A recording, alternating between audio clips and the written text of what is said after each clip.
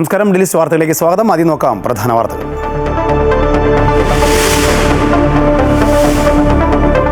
അഹമ്മദാബാദ് വിമാന ദുരന്തത്തിന് കാരണം ഫ്യുവൽ സ്വിച്ച് ഓഫ് ആയതെന്ന് പ്രാഥമിക റിപ്പോർട്ട്. പറന്നുയർന്നു 32 സെക്കൻഡുകൾക്കകം എഞ്ചിനുകൾ ഓഫായി. ഫ്യുവൽ സ്വിച്ച് എന്തിനു ഓഫ് ചെയ്തു എന്ന പൈലറ്റിന്റെ ചോദ്യവും ഓഫ് ചെയ്തില്ലെന്ന സഹ പൈലറ്റിന്റെ മറുപടിയും വോയിസ് ബോക്സിൽ. അന്തിമ റിപ്പോർട്ട് പുറത്തു വരുന്നതുവരെ നിഗമനങ്ങളിൽ എത്തരുതെന്ന് വ്യോമയാന മന്ത്രാലയം.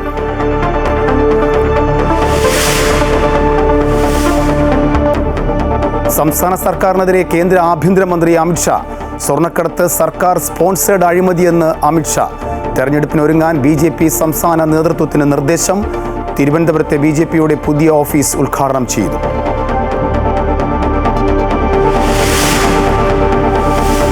ഈ അധ്യയന വർഷത്തിൽ UAE-യിലെ പൊതുവിദ്യാലയങ്ങളിൽ പ്രവാസി വിദ്യാർത്ഥികൾക്ക് പ്രവേശനം ലഭിക്കാൻ വാർഷിക ട്യൂഷൻ ഫീസ് കൃത്യമായി അടച്ചുകൊള്ളാമെന്ന സത്യവാങ്മൂലം നിർബന്ധമാക്കി. വാർഷിക ട്യൂഷൻ ഫീസ് 6000 ദിർഹം. ദുബായിൽ ഫ്ളാറ്റുകൾക്കുള്ളിൽ താൽക്കാലിക മുറികൾ നിർമ്മിച്ച് കൂടുതൽ ആളുകളെ താമസിപ്പിക്കുന്നത് തടയും. പരിശോധന ശക്തമാക്കി മുനിസിപ്പാലിറ്റി. അനധികൃത താമസയിടങ്ങൾ കണ്ടെത്തിയാൽ ഫ്ളാറ്റ് ഉടമയും കെട്ടിട ഉടമയും പിഴയടയ്ക്കണം.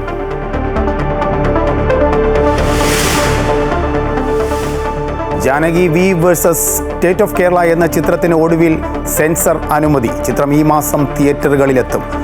ചില വിട്ടുവീഴ്ചകൾ വേണ്ടി വന്നുവെന്നും വലിയ കടമ്പയാണ് കടന്നതെന്നും സംവിധായകൻ.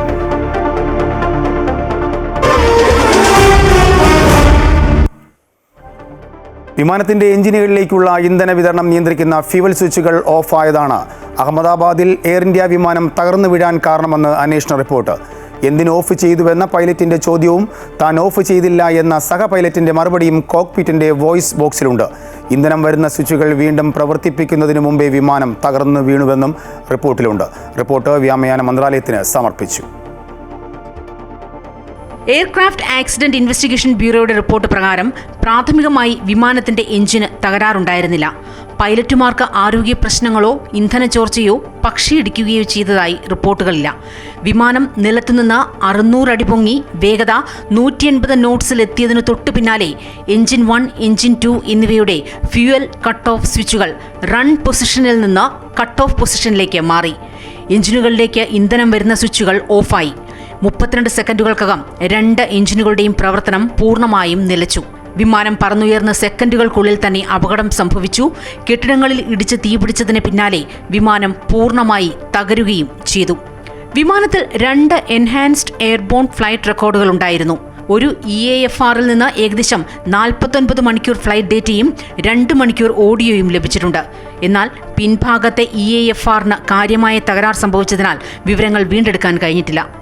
ഏറ്റവും ദുരൂഹതയേറുന്നത് എഞ്ചിൻ 1, എഞ്ചിൻ 2 എന്നിവയുടെ ഫ്യൂവൽ കട്ട് ഓഫ് സ്വിച്ചുകൾ റൺ പൊസിഷനിൽ നിന്ന് കട്ട് ഓഫ് പൊസിഷനിലേക്ക് എങ്ങനെ മാറി എന്നതാണ്. പൈലറ്റും കോ പൈലറ്റും തമ്മിലുള്ള നിർണായകമായ സംഭാഷണം കോക്പിറ്റ് വോയിസ് റെക്കോർഡിംഗിൽ നിന്ന് വീണ്ടെടുത്തിട്ടുണ്ട്. എന്തിന് ഓഫ് ചെയ്തുവെന്ന പൈലറ്റിന്റെ ചോദ്യവും താൻ ഓഫ് ചെയ്തില്ല എന്ന സഹ പൈലറ്റിന്റെ മറുപടിയും കോക്പിറ്റിന്റെ വോയിസ് ബോക്സിലുണ്ട്. ഇന്ധനം വരുന്ന സ്വിച്ചുകൾ 4 സെക്കൻഡുകളുടെ വ്യത്യാസത്തിൽ വീണ്ടും പ്രവർത്തിപ്പിക്കാൻ ശ്രമിച്ചുവെങ്കിലും അതിനു മുൻപ് തന്നെ വിമാനം തകർന്നു വീണുവെന്നും എയർക്രാഫ്റ്റ് ആക്സിഡന്റ് ഇൻവെസ്റ്റിഗേഷൻ ബ്യൂറോയുടെ റിപ്പോർട്ട് ചൂണ്ടിക്കാട്ടുന്നു. വിമാനത്തിന്റെ നിയന്ത്രണം നഷ്ടപ്പെട്ടതിന് പിന്നാലെ പൈലറ്റുമാർ എന്ത് നടപടി സ്വീകരിച്ചുവെന്ന് വ്യക്തമല്ല. ഇത് സംബന്ധിച്ച് പൈലറ്റുമാർക്കിടയിൽ ധാരണ ഉണ്ടായിരുന്നില്ലെന്ന സംശയമാണ് കോക്പിറ്റിൽ നിന്നുള്ള വോയിസ് ഓവറിൽ നിന്ന് ലഭിക്കുന്നത്. അതോടൊപ്പം തന്നെ റാം എയർ ടർബൻസും ഓൺ ആയിരുന്നു എന്നതാണ് മറ്റൊരു കണ്ടെത്തൽ. വിമാനത്തിലെ വൈദ്യുതി ഹൈഡ്രോളിക് സർക്യൂട്ട് പ്രവർത്തനക്ഷമമല്ലാതാകുമ്പോഴാണ് റാറ്റ് പ്രവർത്തനക്ഷമമാകുന്നത്. ചുരുക്കത്തിൽ 2 എഞ്ചിനുകളും ഒരേ സമയം നിശ്ചലമായി എന്നാണ് റിപ്പോർട്ട് പറയുന്നത്. അപകട സമയത്ത് 230 യാത്രക്കാരാണ് വിമാനത്തിൽ ഉണ്ടായിരുന്നത്. 15 പേർ ബിസിനസ് ക്ലാസ്സിൽ യാത്ര ചെയ്തിരുന്നു. 2:09 mayday call air traffic control റൂമിലേക്ക് വന്നിരുന്നുവെങ്കിലും തിരിച്ച് കോക്പിറ്റിലേക്ക് ബന്ധപ്പെടാൻ കഴിഞ്ഞില്ല. സെക്കൻഡുകൾക്കുള്ളിൽ വിമാനം അഹമ്മദാബാദിന് സമീപം തകർന്നു വീഴുകയായിരുന്നു. സ്വിച്ചുകൾ എങ്ങനെ ഓഫായി എന്നത് സംബന്ധിച്ച് വിശദമായ അന്വേഷണം വേണമെന്ന ആവശ്യത്തിലേക്ക് വിരൽ ചൂണ്ടുന്നതാണ് എയർക്രാഫ്റ്റ് ആക്സിഡന്റ് ഇൻവെസ്റ്റിഗേഷൻ ബ്യൂറോയുടെ report. News desk Amrita TV. അതേസമയം അന്തിമ റിപ്പോർട്ട് വരുന്നതുവരെ എയർ ഇന്ത്യ വിമാന അപകടത്തെക്കുറിച്ച് നിഗമനങ്ങളിൽ എത്തിച്ചേരരുതെന്ന് കേന്ദ്ര വ്യോമയാന മന്ത്രാലയം അറിയിക്കുന്നു. ഇപ്പോൾ പുറത്തു വന്നത് പ്രാഥമിക റിപ്പോർട്ട് മാത്രമാണെന്നും വ്യോമയാന മന്ത്രി റാം മോഹൻ നായിഡു പറഞ്ഞു. ലോകത്തിലെ ഏറ്റവും മികച്ച പൈലറ്റുമാരും ജീവനക്കാരുമാണ് നമുക്കുള്ളത്. വ്യോമയാന മന്ത്രാലയത്തിൻ്റെ നട്ടെല്ലാണ് അവർ. ഇപ്പോൾ ഒരു നിഗമനത്തിൽ എത്താൻ നമുക്ക് സാധിക്കില്ല എന്നും അദ്ദേഹം പറഞ്ഞു. A very commendable job. It was a very challenging task. In fact, for the first time, safely securing the black box and trying to decode the data and everything being done in India itself in the lab in Delhi for AIB, first of its kind. So I'd like to appreciate all the efforts they have put in to do a very transparent, very mature, professional way the investigation has been done, and also all the international protocols have also been respected and followed. CPI Thrissur ജില്ലാ സമ്മേളനത്തിൻ്റെ പൊതുചർച്ചയിൽ സംസ്ഥാന സർക്കാരിനും മന്ത്രിമാർക്കുമെതിരെ രൂക്ഷ വിമർശനം. രണ്ടാം LDF സർക്കാരിന് മികവില്ല, K Rajan ഒഴികെയുള്ള മറ്റു മന്ത്രിമാർക്ക് പെർഫോമൻസ് ഇല്ല, CPI വകുപ്പുകൾക്ക് ധനമന്ത്രി പണം അനുവദിക്കുന്നില്ല എന്നും വിമർശനമുയർന്നു.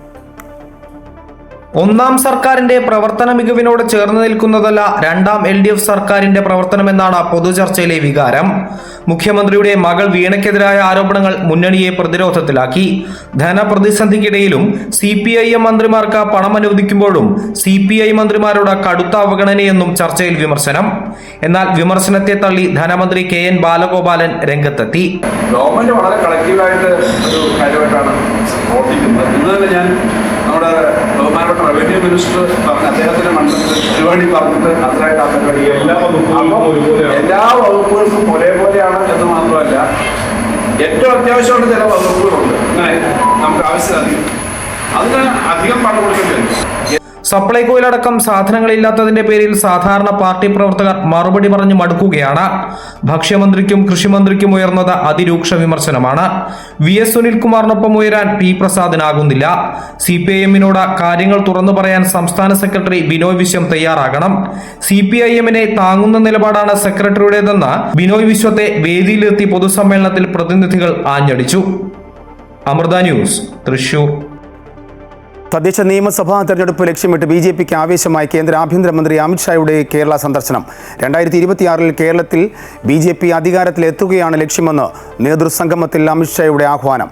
വിഴിഞ്ഞം ഉൾപ്പെടെ കേന്ദ്ര സർക്കാരിൻ്റെ വികസന നേട്ടങ്ങൾ ഉയർത്തിക്കാട്ടിയ കേന്ദ്രമന്ത്രി മോദിയുടെ വികസിത ഭാരതം പൂർണ്ണതയിലെത്തിക്കണമെങ്കിൽ കേരളത്തിൽ BJP അധികാരത്തിലെത്തണമെന്നും ഓർമ്മിപ്പിച്ചു.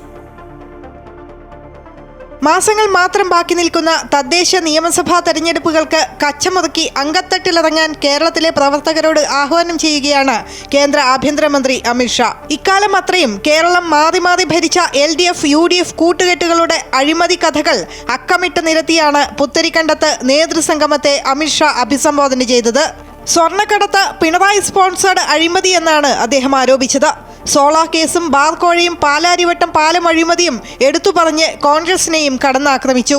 कई साल तक दोनों को मौके दिए, मगर दोनों ने किया क्या? हिंसा, भ्रष्टाचार, वोट बैंकों की निर्मिति, एपीसमेंट और देश विरोधी तत्वों का केरल में पनाहगाह बनाने का काम किया है. കേരളത്തിൽ കേന്ദ്ര സർക്കാർ നടപ്പാക്കിയ വികസന നേട്ടങ്ങളിൽ വിഴിഞ്ഞം തുറമുഖവും റെയിൽവേയും ഉൾപ്പെടെ ഉയർത്തിക്കാട്ടി. മോദിയുടെ വികസിത ഭാരതം പൂർണ്ണതയിലെത്തണമെങ്കിൽ കേരളത്തിൽ BJP അധികാരത്തിൽ വരേണ്ടതിന്റെ ആവശ്യകതയും അദ്ദേഹം ചൂണ്ടിക്കാട്ടി. 2026 കേരളത്തിൽ BJP അധികാരത്തിൽ വരുമെന്ന ആത്മവിശ്വാസവും അദ്ദേഹം പ്രകടിപ്പിച്ചു. और महान केरल राज्य जो अनेक संस्कृतियों का मिल मिलाप कर कर आगे बढ़ने वाला राज्य है, विकसित केरलम आज से भारतीय जनता पार्टी का मूल उद्देश्य बनने वाला है. പോപ്പുലർ ഫ്രണ്ടിനെ നിരോധിക്കണമെങ്കിലും വഖഫ് ബില്ലിൽ ഭേദഗതി വരുത്തണമെങ്കിലും BJP അധികാരത്തിലുണ്ടാവണമെന്നും അമിത്ഷാ പറഞ്ഞു. മേഖലാ യോഗങ്ങൾ കൃത്യമായി നടത്താനും അദ്ദേഹം നിർദ്ദേശിച്ചു. ഓഗസ്റ്റിൽ അമിത്ഷാ വീണ്ടും കേരളത്തിലെത്തും. അമൃത ന്യൂസ്, തിരുവനന്തപുരം. BJP സംസ്ഥാന കമ്മിറ്റി ഓഫീസായ മാരാർജി ഭവൻ ഉദ്ഘാടനം ചെയ്ത് കേന്ദ്ര ആഭ്യന്തരമന്ത്രി അമിത്ഷാ. രാവിലെ 11 മണിയോടെയാണ് തിരുവനന്തപുരം അരിസ്റ്റോ ജംഗ്ഷന് സമീപമുള്ള മാരാർജി ഭവന്റെ ഉദ്ഘാടനം നടന്നത്. BJP സംസ്ഥാന അധ്യക്ഷൻ രാജീവ് ചന്ദ്രശേഖർ, മുതിർന്ന BJP നേതാവ് ഒ രാജഗോപാൽ, മുൻ സംസ്ഥാന അധ്യക്ഷൻ കെ സുരേന്ദ്രൻ എന്നിവരുടെ സാന്നിധ്യത്തിലാണ് കേന്ദ്ര ആഭ്യന്തരമന്ത്രി അമിത്ഷാ BJP സംസ്ഥാന കാര്യാലയത്തിന്റെ ഉദ്ഘാടനം നിർവഹിച്ചത്. 7 നിലകളിലായി അത്യാധുനിക സൗകര്യങ്ങളോടെയാണ് BJPയുടെ കാര്യാലയം സജ്ജീകരിച്ചിട്ടുള്ളത്. സംസ്ഥാന നേതാക്കളോടൊപ്പം പുതിയ ഓഫീസിലെത്തിയ അമിത്ഷാ പതാക ഉയർത്തിയാണ് ഉദ്ഘാടന ചടങ്ങുകൾക്ക് തുടക്കം കുറിച്ചത്.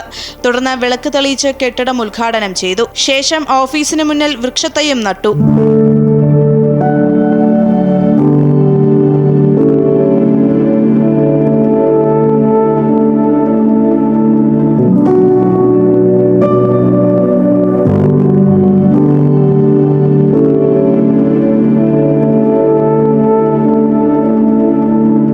ഓഫീസിന്റെ നടുത്തളത്തിൽ സ്ഥാപിച്ചിട്ടുള്ള KG മാരാരുടെ അർദ്ധകായ വെങ്കല പ്രതിമയും അദ്ദേഹം അനാച്ഛാദനം ചെയ്തു. ശേഷം നേതാക്കളുമായി കൂടിക്കാഴ്ച നടത്തി.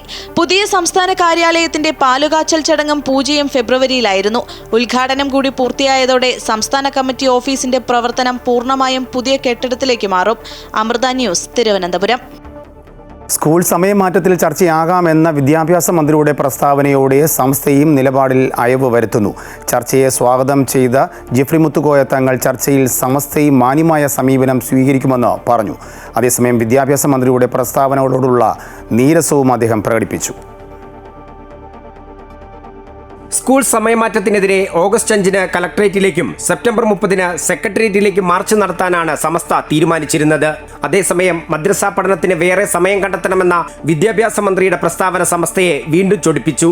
അല്ല, അയാൾ പറയണത് എന്ന് പറഞ്ഞാൽ സമുദായത്തിൻ്റെ അങ്ങനെയല്ലല്ലോ പറയേണ്ടത്. നമുക്കത് ആലോചിച്ച് ചെയ്യാന്ന് പറഞ്ഞൂടെ? ഞങ്ങൾ അങ്ങനെയൊന്നും ചെയ്യൂല, ഒരു വാശി പോലെ പറയല. അതിങ്ങനെ മാറ്റാം, മറുസമയം മാറ്റാൻ പറ്റൂല. എവിടേക്ക് മാറ്റുകയാണെങ്കിൽ ആകെ 24 മണിക്കൂറല്ലോ ഉറങ്ങുന്ന സമയത്തൊക്കെ മദ്രസ. പിന്നെ അതിന് മറുപടികളൊക്കെ മാന്യമായി പറയണം. ആര് പറയുകയാണെങ്കിലും മനസ്സിലായില്ലേ? ആര് സമരം ചെയ്തിട്ടും കാര്യമില്ല, എന്തും അംഗീകരിക്കില്ല എന്നൊക്കെ പലർക്കും പറയാലോ.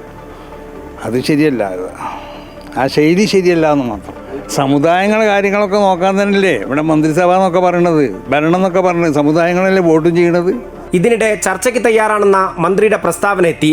ചർച്ചയെ സ്വാഗതം ചെയ്ത സമസ്ത അധ്യക്ഷൻ സർക്കാർ മാന്യമായ സമീപനം സ്വീകരിക്കുന്നതിൽ വൈകിയെന്നും ഓർമ്മിപ്പിച്ചു. ചർച്ചയ്ക്ക് സമയം അറിയിച്ചാൽ മതി എന്ന് പറഞ്ഞത് സ്വാഗതം ചെയ്യണം.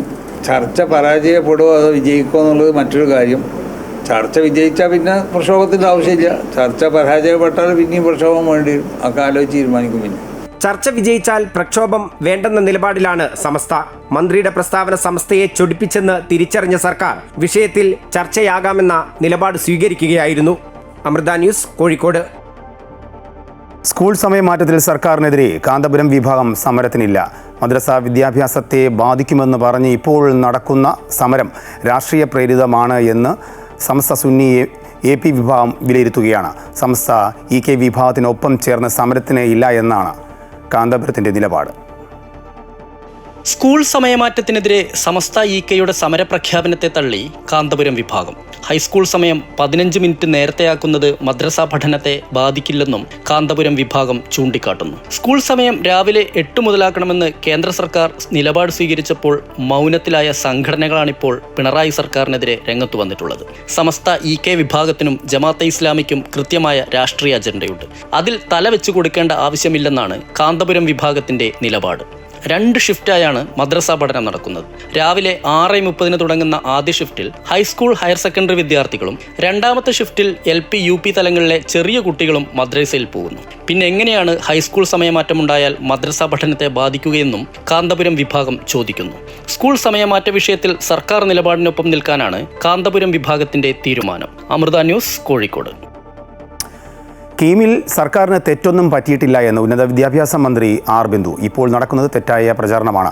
എല്ലാ കുട്ടികൾക്കും നീതിയും തുല്യതയും ഉറപ്പുവരുത്താൻ കഴിയുന്ന ഫോർമുലയാണ് സർക്കാർ അംഗീകരിച്ചതെന്നും അവർ പറഞ്ഞു. തെറ്റൊന്നും പറ്റിയിട്ടില്ല.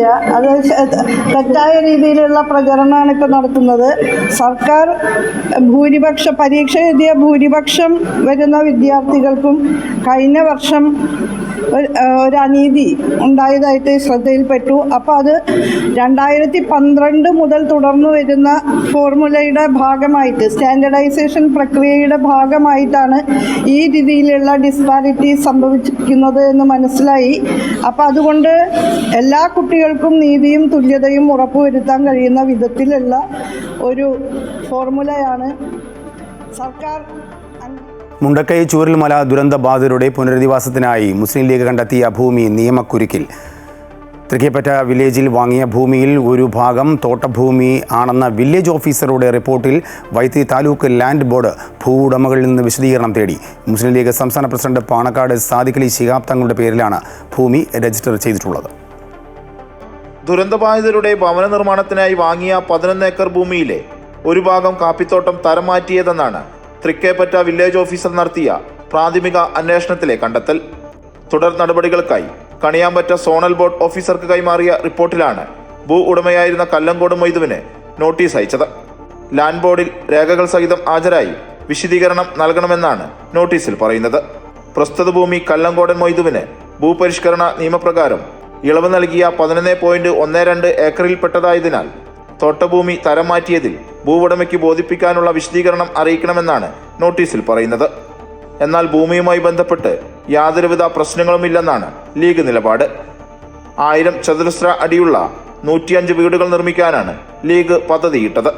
സാദിഖ് അലി ശിഹാബ് തങ്ങൾ തറക്കല്ലിടൽ കർമ്മം നിർവഹിക്കുകയും ചെയ്തു.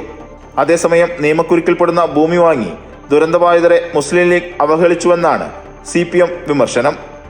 അമൃത ന്യൂസ്, വയനാട്. 2025-26 വിദ്യാഭ്യാസ വർഷത്തിൽ UAE-യിലെ പൊതുവിദ്യാലയങ്ങളിൽ പ്രവാസി വിദ്യാർത്ഥികൾക്ക് പ്രവേശനം ലഭിക്കാൻ വാർഷിക ട്യൂഷൻ ഫീസ് കൃത്യമായി അടച്ചുകൊള്ളാമെന്ന സത്യവാങ്മൂലം നിർബന്ധമാക്കി. 6000 ദിർഹമാണ് വാർഷിക ട്യൂഷൻ ഫീസ്. UAE-യിൽ പൊതുവിദ്യാലയങ്ങളിലെ വാർഷിക ട്യൂഷൻ ഫീസായ 6000 ദിർഹം ഒറ്റത്തവണയായോ 3 ഗഡുക്കളായോ അടയ്ക്കാനുള്ള സൗകര്യമുണ്ട്. പ്രവാസി വിദ്യാർത്ഥികളുടെ രക്ഷിതാക്കളാണ് പ്രവേശനം ലഭിക്കുന്നതിന് മുൻപായി ട്യൂഷൻ ഫീസ് മുടക്കമില്ലാതെ അടച്ചുകൊള്ളാമെന്ന സത്യവാങ്മൂലം നൽകേണ്ടത്.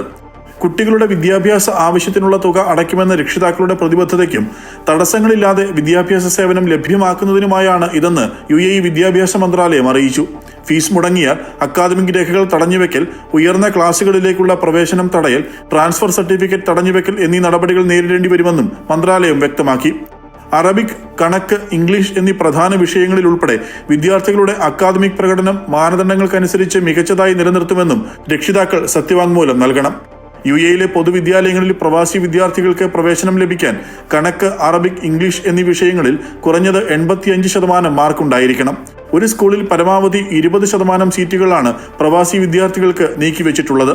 അഡ്മിഷൻ ഉറപ്പാക്കാൻ 2000 ദിർഹം മുൻകൂറായി അടയ്ക്കുകയും വേണം. ഈ തുക വാർഷിക ട്യൂഷൻ ഫീസിലേക്ക് വകകൊള്ളിക്കും. Amrita news, Dubai. ദുബായിൽ ഫ്ളാറ്റുകൾക്കുള്ളിൽ താൽക്കാലിക മുറികൾ നിർമ്മിച്ച് കൂടുതൽ ആൾക്കാരെ താമസിപ്പിക്കുന്നത് കണ്ടെത്തുവാനുള്ള മുനിസിപ്പാലിറ്റിയുടെ പരിശോധന തുടരുന്നു. കരാമ ഭാഗത്ത് കഴിഞ്ഞ ദിവസങ്ങളിലും അധികൃതർ പരിശോധന നടത്തി. ഫ്ളാറ്റുകൾ വാടകയ്ക്കെടുത്ത് പ്ലൈവുഡ് ഉപയോഗിച്ചും സ്ക്രീനുകൾ കൊണ്ടും മുറികൾ തിരിച്ച് വാടകയ്ക്ക് കൊടുക്കുന്നത് നിയമവിരുദ്ധമാണ്. ഇത്തരത്തിലുള്ള അനധികൃത താമസ സൗകര്യങ്ങൾ കണ്ടെത്തിയാൽ ഫ്ളാറ്റ് ഉടമയും കെട്ടിട ഉടമയും ഭീമമായ തുക പിഴ അടയ്ക്കേണ്ടി വരും. സൈബർ കുറ്റകൃത്യങ്ങളെക്കുറിച്ച് പൊതുജനങ്ങൾക്ക് ബോധവൽക്കരണം നൽകുന്നതിനായി ഓൺലൈൻ പ്ലാറ്റ്ഫോം ആരംഭിച്ച് ദുബായ് പോലീസ്. ക്രിമിനൽ ഇൻവെസ്റ്റിഗേഷൻ വിഭാഗമാണ് www.ecrimehub.gov എന്ന പേരിൽ ഓൺലൈൻ പ്ലാറ്റ്ഫോം ആരംഭിച്ചത്. അറബിക്കിലും ഇംഗ്ലീഷിലും സൈബർ കുറ്റകൃത്യങ്ങളെ തടയുവാനുള്ള മാർഗ്ഗങ്ങൾ ഇതിലൂടെ മനസ്സിലാക്കാം. കുട്ടികൾ, രക്ഷിതാക്കൾ, ബിസിനസ് മേഖലയിലുള്ളവർ, സമൂഹ മാധ്യമങ്ങൾ ഉപയോഗിക്കുന്നവർ തുടങ്ങിയ സമൂഹത്തിലെ എല്ലാ വിഭാഗം ജനങ്ങൾക്കും ഉപകാരപ്രദമാകും വിധമാണ് ഓൺലൈൻ പ്ലാറ്റ്ഫോമിൻ്റെ രൂപകൽപ്പന. സൗദിയിൽ വൈദ്യുതി സേവനങ്ങളുടെ ഗുണനിലവാരം മെച്ചപ്പെടുത്താൻ ലക്ഷ്യമിട്ട് Saudi electricity regulatory authority director board അംഗീകരിച്ച ഇലക്ട്രിസിറ്റി കമ്പനി നിയമ വ്യവസ്ഥകൾ പാലിക്കാത്ത സാഹചര്യത്തിൽ ഉപഭോക്താക്കൾക്ക് പ്രത്യേക നഷ്ടപരിഹാരം വ്യവസ്ഥ ചെയ്യുന്ന 9 ഗ്യാരണ്ടീഡ് മാനദണ്ഡങ്ങൾ മാധ്യമത്തിൽ പ്രസിദ്ധീകരിച്ചു. 3 പ്രവൃത്തി ദിവസത്തിനുള്ളിൽ വൈദ്യുതി മീറ്റർ ഉപഭോക്താവിൻ്റെ പേരിൽ രജിസ്റ്റർ ചെയ്തിട്ടില്ല എങ്കിൽ 100 റിയാൽ നഷ്ടപരിഹാരം, 3 ദിവസത്തിനകം ശേഷം കൈമാറുന്ന ഓരോ ദിവസവും 20 റിയാൽ തോതിൽ ഉപഭോക്താവിന് അധിക നഷ്ടപരിഹാരം നൽകേണ്ടി വരും. കുവൈറ്റിൽ ആരോഗ്യ മന്ത്രാലയം കാലാവസ്ഥാ വ്യതിയാനവും ആരോഗ്യ പ്രശ്നങ്ങളെയും സംബന്ധിച്ച് ക്യാമ്പയിൻ ആരംഭിച്ചു. ആരോഗ്യമന്ത്രി ഡോക്ടർ അഹമ്മദ് അൽ അവാദിയുടെ നേതൃത്വത്തിലായിരുന്നു പരിപാടി. കാലാവസ്ഥാ വ്യതിയാനം ഉയർത്തുന്ന വർദ്ധിച്ചുവരുന്ന ആരോഗ്യ ഭീഷണിയെക്കുറിച്ച് അവബോധം വളർത്തുക എന്നതാണ് ഈ സംരംഭത്തിൻ്റെ ലക്ഷ്യം. കാലാവസ്ഥയുമായി ബന്ധപ്പെട്ട ആരോഗ്യ പ്രശ്നങ്ങൾ പരിഹരിക്കേണ്ടതിൻ്റെ അടിയന്തര ആവശ്യകത പൊതുജന ആരോഗ്യ അസിസ്റ്റന്റ് അണ്ടർ സെക്രട്ടറി ഡോക്ടർ മുൻദർ അൽ ഹസാവി എടുത്തു പറഞ്ഞു.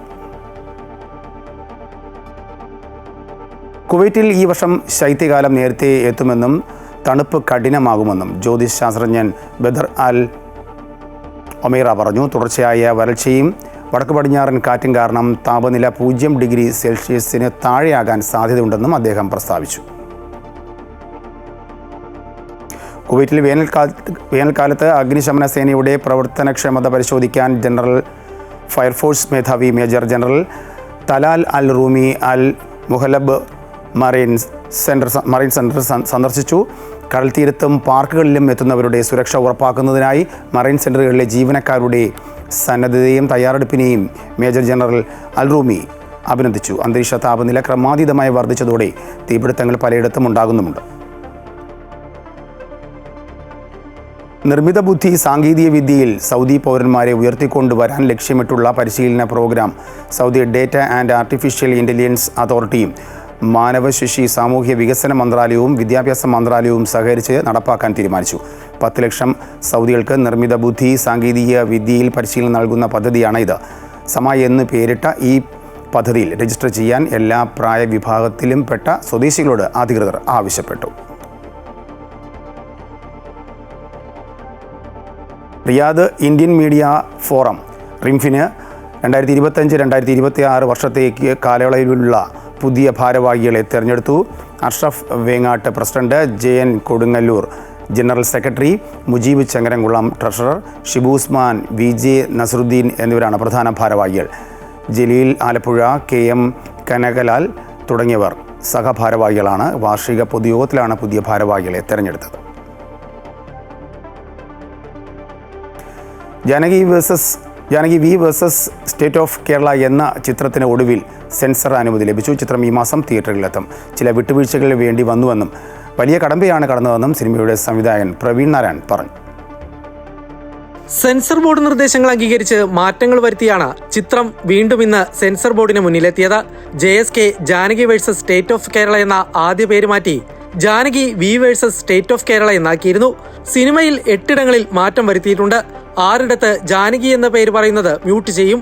മ്യൂട്ട് ചെയ്ത ഭാഗങ്ങൾ സിനിമയെ ബാധിക്കുമോ എന്ന് ഇനി കണ്ടു നോക്കിയാലേ പറയാനാകൂവെന്ന് സംവിധായകൻ പ്രവീൺ നാരായണൻ പറഞ്ഞു. ചില വിട്ടുവീഴ്ചകൾ വേണ്ടി വന്നു.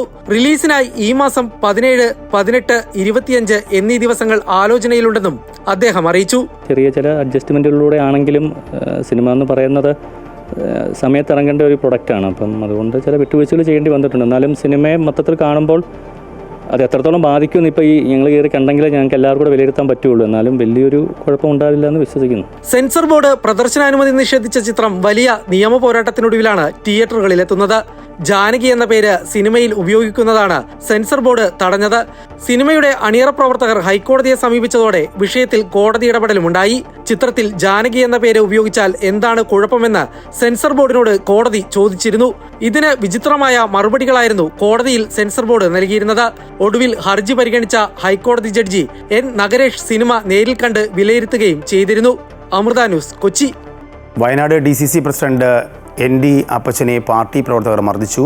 മുള്ളൻകൊല്ലിയിലെ പാർട്ടി പരിപാടിയിൽ വെച്ചാണ് സംഭവം. പാർട്ടിയിലെ തന്നെ ഗ്രൂപ്പ് പോരിൻ്റെ ഭാഗമായാണ് സംസ്ഥാനത്തെ കോൺഗ്രസിൻ്റെ DCC പ്രസിഡന്റുമാരിൽ മുതിർന്ന നേതാക്കളിൽ ഒരാളായ അപ്പച്ചനെ മർദ്ദിച്ചത്. പഞ്ചായത്ത് തെരഞ്ഞെടുപ്പ് മുന്നൊരുക്കത്തിൻ്റെ ഭാഗമായ യോഗത്തിനിടയിലായിരുന്നു ഒരു വിഭാഗം നേതാക്കളും പ്രവർത്തകരും അദ്ദേഹത്തെ കയ്യേറ്റം ചെയ്തത്. മുള്ളൻകൊല്ലിയിലെ മണ്ഡലം പ്രസിഡന്റിനെ ചൊല്ലിയുള്ള തർക്കമാണ് കയ്യാങ്കളിയിൽ കലാശിച്ചതെന്നാണ് വിവരം. IC ബാലകൃഷ്ണൻ MLAയുടെയും KL പൗലോസിൻ്റെയും ഗ്രൂപ്പിൽപ്പെട്ടവരാണ് കയ്യേറ്റം ചെയ്തതെന്നാണ് ആക്ഷേപം. ആരോഗ്യവകുപ്പിൻ്റെ സംസ്ഥാന കായകൽപ്പ് പുരസ്കാര നേട്ടവുമായി കാസർഗോഡ് തൃക്കരിപ്പൂർ താലൂക്ക് ആശുപത്രി 92% മാർക്ക് നേടിയാണ് തൃക്കരിപ്പൂർ താലൂക്ക് ആശുപത്രി സംസ്ഥാനത്ത് 1ാം സ്ഥാനം നേടിയത്. തൃക്കരിപ്പൂർ താലൂക്ക് ആശുപത്രി 92% മാർക്കോടെ 15 ലക്ഷം രൂപയുടെ കായകൽപ്പ് അവാർഡാണ് കരസ്ഥമാക്കിയിരിക്കുന്നത്. ഇതിനു പുറമെ 5 ലക്ഷം രൂപയുടെ പരിസ്ഥിതി സൗഹൃദ അവാർഡിനും ആശുപത്രി അർഹമായി. സർക്കാർ മേഖലയിലുള്ള ആരോഗ്യ സ്ഥാപനങ്ങളിലെ ശുചിത്വം, ചികിത്സാ കാര്യത്തിൽ രോഗികളോടുള്ള സമീപനം, മാലിന്യ പരിപാലനം, അണുബാധ നിയന്ത്രണം എന്നിവ വിലയിരുത്തിയാണ് കായകൽപ്പ് അവാർഡ് നൽകുന്നത്. ആരോഗ്യ വകുപ്പിന്റെ സംസ്ഥാനതല കായകൽപ്പ് അവാർഡ് കമ്മിറ്റിയാണ് മികച്ച ആശുപത്രികളെ തെരഞ്ഞെടുക്കുന്നത്. ആശുപത്രി പ്രവർത്തനങ്ങൾ വിലയിരുത്തുന്നതിന്റെ ഭാഗമായി സംസ്ഥാനതല പരിശോധനകൾ നടത്തിയിരുന്നു. നീലേശ്വരം ബ്ലോക്ക് പഞ്ചായത്തിന് കീഴിലാണ് തൃക്കരിപ്പൂർ താലൂക്ക് ആശുപത്രിയുടെ പ്രവർത്തനം. ജില്ലയിലെ 5 ഗ്രാമപഞ്ചായത്തുകൾ, പയ്യന്നൂർ നഗരസഭ എന്നിവിടങ്ങളിൽ നിന്നുള്ള രോഗികളാണ് കൂടുതലായും ഇവിടെ ചികിത്സ തേടിയെത്തുന്നത്. അമൃത ന്യൂസ്, കാസർഗോഡ്. പാലക്കാട് പുൽപ്പുള്ളിയിൽ കാറിന് തീപിടിച്ചുണ്ടായ അപകടത്തിൽ പരിക്കേറ്റ് ചികിത്സയിലായിരുന്ന 2 കുട്ടികളും മരണപ്പെട്ടു. 4 വയസ്സുള്ള എംലീന മറിയ മാർട്ടിൻ, സഹോദരൻ 6 വയസ്സുള്ള ആൽഫ്രഡ് എന്നിവരാണ് മരിച്ചത്. അമ്മ എൽസിയുടെ നില ഗുരുതരമായി തുടരുകയാണ്. ഇന്ന് ഉച്ചയോടെയാണ് കുട്ടികൾ മരണത്തിന് കീഴടങ്ങിയത്. പൊട്ടിത്തെറിയിൽ കുട്ടികൾക്ക് 90%-ലധികം പൊള്ളലേറ്റിരുന്നു. ഇന്നലെ വൈകിട്ട് 5 മണിയോടെയാണ് അപകടം നടന്നത്. പാലക്കാട്ടെ സ്വകാര്യ ആശുപത്രിയിൽ നേഴ്സായ എൽസി മക്കളുമായി പുറത്തുപോകാൻ കാർ സ്റ്റാർട്ട് ചെയ്ത ഉടൻ തീപിടിക്കുകയായിരുന്നു. അപകടത്തിൽ ഗുരുതരമായി പൊള്ളലേറ്റ എൽസിയെയും 2 മക്കളെയും ഇന്നലെയാണ് കൊച്ചിയിലെ ആശുപത്രിയിൽ പ്രവേശിപ്പിച്ചത്. എൽസിയുടെ നില ഗുരുതരമായി തുടരുകയാണ്. പാലക്കാട് നിന്നുള്ള പോലീസ് സംഘമെത്തി മൃതദേഹങ്ങളുടെ ഇൻക്വസ്റ്റ് നടപടികൾ പൂർത്തിയാക്കി. നാളെ മൃതദേഹങ്ങൾ പോസ്റ്റ്മോർട്ടം ചെയ്യും. അപകടത്തിൽ എൽസിയുടെ മൂത്ത മകൾ 10 വയസ്സുകാരി അലീനയ്ക്കും അമ്മ ഡെയ്സിക്കും പൊള്ളലേറ്റിരുന്നു. ഇവർ ഇരുവരും പാലക്കാട്ടെ സ്വകാര്യ ആശുപത്രിയിൽ ചികിത്സയിലാണ്. കുട്ടികളുടെ പിതാവ് മാർട്ടിൻ 1.5 മാസം മുൻപാണ് ക്യാൻസർ ബാധിതനായി മരിച്ചത്. അമൃത ന്യൂസ്, കൊച്ചി. ദേശീയപാത 85-ന്റെ ഭാഗമായ നേര്യമംഗലം വനമേഖലയിലെ നവീകരണ ജോലികൾ തടഞ്ഞുള്ള കോടതി ഇടപെടലിൽ പ്രതിഷേധം ശക്തം. വിഷയത്തിൽ പ്രതിഷേധിച്ച് അടിമാലി പഞ്ചായത്തിൽ UDF-ഉം LDF-ഉം ഹർത്താൽ ആചരിച്ചു. പള്ളിവാസൽ, വെള്ളത്തൂവൽ പഞ്ചായത്തുകളിൽ UDF തനിച്ച ഹർത്താലിന് ആഹ്വാനം ചെയ്തിരുന്നു. പ്രതിഷേധക്കാർ ദേശീയപാതയിൽ വിവിധയിടങ്ങളിൽ വാഹനങ്ങൾ തടഞ്ഞു.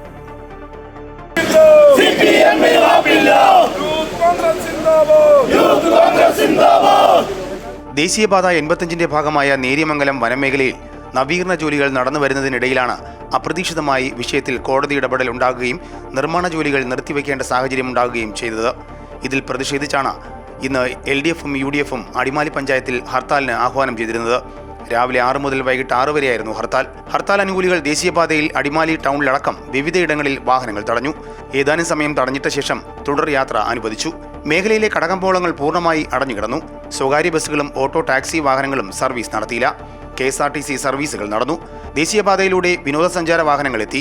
ചില വാക്കുതർക്കങ്ങൾ ഒഴിച്ചാൽ ഹർത്താലുമായി ബന്ധപ്പെട്ട് അനിഷ്ട സംഭവങ്ങൾ ഉണ്ടായിട്ടില്ല. അതേസമയം ശയനപ്രദർശന പ്രതിഷേധവുമായി യൂത്ത് കോൺഗ്രസ് പ്രവർത്തകർ രംഗത്തെത്തി.